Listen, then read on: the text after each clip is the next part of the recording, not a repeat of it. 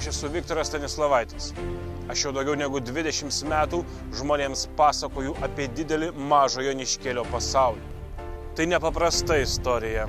Tai unikalių savo žemę mylinčių žmonių istorija. Žmonių, kurie 400 metų statė ir saugojo šitą kraštą. Tai mūsų tėvų, mūsų senelių, mūsų prosenelių istorija. Šią vasarą mes norime atverti dar vieną šios neįtikėtinos istorijos puslapį.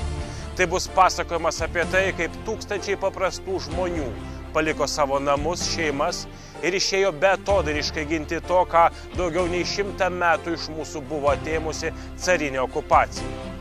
Tai, ką savo terbose nešiojo knygnešiai, tai, ką Daukša rašė savo postilėje, tai, ką kažkada krauju sulipdė Mindaugas. Tai bus istorija apie laisvės troškimą. Istorija apie valstybę, kurią 1000 metų bandė užkariauti, tačiau nugalėti nesugebėjo niekas. Tai bus mūsų senelių ir prosenelių krauju parašytas pasakojimas.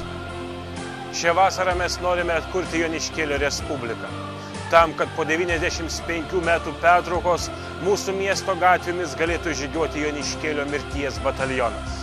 Tam, kad būtų prisiminti tie tūkstančiai nepriklausomybės kovų dalyvių, kurie pasiaukojančiai gynė Šiaurės Lietuvą.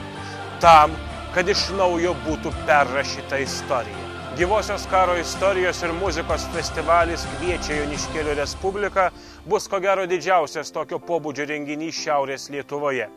Tai bus savotiškas susitelkimo, vienybės ir darbštumo išbandymas mums visiems.